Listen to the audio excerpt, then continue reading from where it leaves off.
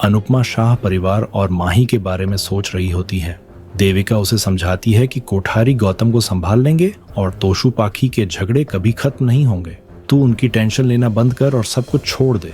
अनुपमा कहती है, सब कुछ छोड़ सकती हूँ, लेकिन माँ होना कैसे छोड़ सकती हूँ। जसप्रीत, भारती, सरिता सभी इमोशनल हो जाती हैं। अनुपमा बोलती है, सभी लोग नए साल की खुशियां मना रहे हैं, लेकिन जो ईशानी ने किया है, इस वजह से मेरे बच्चे रो रहे होंगे और इसका असर सिर्फ परी पर नहीं, अंश, प्रार्थना, माही, राही सब पर पड़ेगा। अनुपमा इमोशनल होकर आगे कहती है, एक बार फिर मेरे दिए हुए संस्कारों पर उंगलियां उठाई जाएंगी और मोटिबा अपना गुस्सा मेरे सभी बच्चों पर निकालेगी। जसप्रीत अनुपमा से कहती है, तू क्यों परेशान हो रही है, वो लोग कोई बच्चे थोड़ी हैं। सरिता भी अनुपमा को समझाती है, राही शेरनी है, वो संभाल लेगी सब। देविका भी अनुपमा से कहती है, मैंने जया की जिम्मेदारी उठाई है और अच्छी माँ कैसे बनते हैं मुझे नहीं मालूम है, तू मुझे गाइड करेगी, मुझे तेरी जरूरत है। तभी भारती भी देविका की बात से सहमत होकर बोलती है, हम सबको आपकी जरूरत है। जसप्रीत कहती है, हम डांस रानी तेरे बिना कुछ नहीं कर पाएंगे। सरिता अनुपमा को समझाती है, जब तू आगे बढ़ना चाहती है तो बढ़, पीछे मुड़कर मत देख। देविका अनुपमा को भगवान पर भरोसा रखने के लिए कहती है। दूसरी तरफ राही प्रेम को कॉल कर रही होती है, लेकिन प्रेम राही का कॉल नहीं उठाता है। राही परेशान होकर बोलती है, मुझे तुम्हारी बहुत जरूरत है। वो अनुपमा को याद करके कहती है, अगर मम्मी होती तो वो कोई ना कोई रास्ता जरूर ढूंढ लेती। इधर अनुपमा को भी राही की फिक्र होती है और वो राही को कॉल करने लगती है। तभी देविका उसे रोक देती है और कहती है, तुम्हें राही पर भरोसा करना चाहिए। दूसरी तरफ किंजल परी को खाना खिलाती है। किंजल परी से कहती है, उसने मोटिबा के साथ बहुत बदतमीजी से बात की है। वो बाबूजी से कहती है, आप पराग जी से बात करें, लेकिन परी मना कर देती है और कहती है, अब कोई भी कोठारियों से बात नहीं करेगा। वो गुस्से में वहां से चली जाती है। किंजल बाबूजी से गुजारिश करती है तो बाबूजी पराग को कॉल करने लगते हैं, लेकिन लीला उन्हें रोक देती है। लीला साफ कहती है, ये तोशु, पाखी और किंजल के आपस की बात है, अब हम इसमें दखल नहीं देंगे। जैसे अनुपमा थक चुकी है वैसे ही हम भी थक चुके हैं। किंजल हैरान होती है। लीला कहती है, ये घर बाबूजी का है, इसलिए अब उसे कोई और तमाशा नहीं चाहिए। वो गुस्से में पाखी से कहती है, तुम ना अच्छी बेटी बन सकी और ना ही अच्छी माँ बन सकी। तुम लोगों को जो करना है वो करो, लेकिन हमें बख्श दो। इसके बाद तोशु पाखी से कहता है, मैं राजा और ईशानी को एक नहीं होने दूंगा। पाखी कहती है, उसने कभी ईशानी को परी की शादी तोड़ने के लिए नहीं उकसाया है। किंजल पाखी से कहती है, तुम ईशानी को संभालो। किंजल मीता को कॉल करने का फैसला करती है। दूसरी तरफ कोठारी हाउस में मोटिबा अनिल को किंजल का कॉल उठाने से रोक देती है और कहती है, तुम मीता की तबीयत पर ध्यान दो। पहले वो लोग हमारा फोन नहीं उठा रहे थे, लेकिन अब हम उनका फोन नहीं उठाएंगे। राही ये सब देखती है और ख्याति के पास जाती है।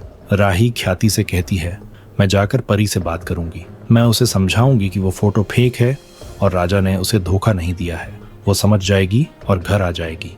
आप तो जानती हैं कि राजा परी से बहुत प्यार करता है, परी के बिना राजा टूट जाएगा। राही ख्याति से शाह हाउस जाने की इजाजत मांगती है। ख्याति कहती है, अभी ऐसा मत करना, पहले सबको शांत होने दो। ईशानी ने गलत किया है, लेकिन परी ने घर छोड़कर और शाह परिवार ने फोन ना उठाकर गलती को बड़ा बना दिया है। अगर तुम शाह हाउस गई तो पराग जी बेहद गुस्सा होंगे। राही कहती है, क्या मैं कल भाई दूज पर भी नहीं जा सकती? ख्याति बिना कुछ बोले चली जाती है। राही परेशान हो जाती है। दूसरी तरफ अनुपमा रास्ते में जा रही होती है। देविका पूछती है, क्या सोच रही हो? अनुपमा कहती है, कल भाई दूज है, लेकिन जो कुछ हुआ है उसके बाद तोशु पाखी से तिलक लगवाएगा या नहीं?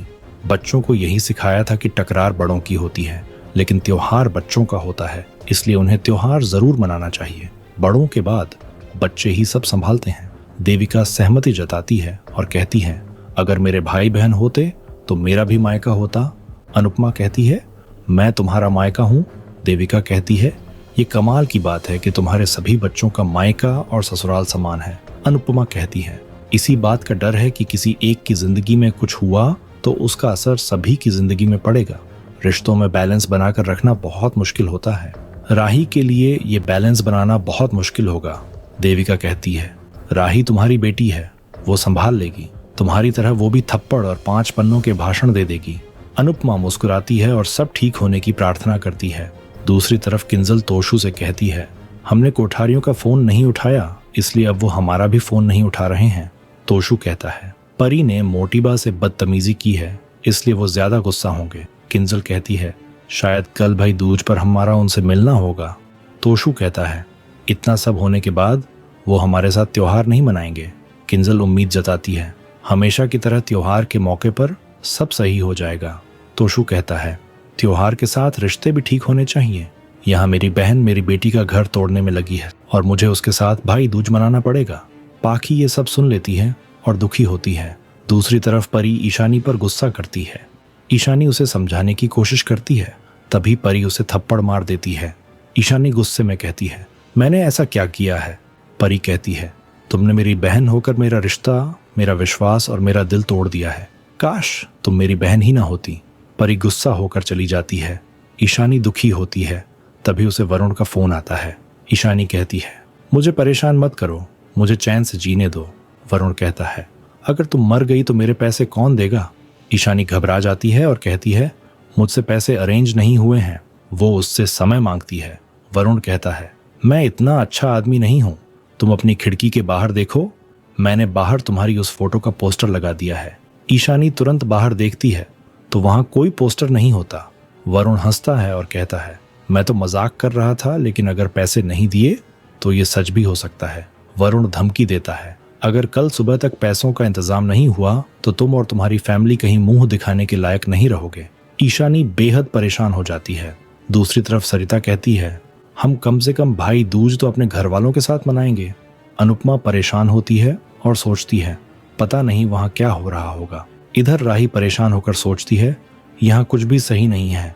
अनुपमा भगवान से प्रार्थना करती है इस सब का असर राही और प्रेम के रिश्ते पर ना पड़े। इधर प्रेम के फोन पर राही का कॉल आ रहा होता है तो कोई लड़की उसे काट देती है। राही कॉल कटने से हैरान होती है। राही अनुपमा को कॉल करने लगती है, लेकिन उसका फोन नेटवर्क से बाहर होता है। राही परेशान हो जाती है। दूसरी तरफ ईशानी को उसकी प्राइवेट फोटो मिलती है और साथ में धमकी मिलती है, अगर तुमने कल सुबह तक पैसों का इंतजाम नहीं किया तो कल तुम पूरे देश में फेमस हो जाओगी। ईशानी बेहद परेशान हो जाती है। इधर अनुपमा की गाड़ी ट्रैफिक में फंस जाती है। उन्हें बताया जाता है कि रास्ते में टैंकर पलट गया है, जिससे रास्ता बंद है। सभी परेशान हो जाती हैं। सरिता पूछती हैं, अब क्या करें? ड्राइवर कहता है, यहाँ से वापस जा सकते हैं। अनुपमा परेशान होती है। दूसरी तरफ शाह हाउस में पाखी ईशानी से दरवाजा खोलने के लिए कहती है, लेकिन वो दरवाजा नहीं खोलती।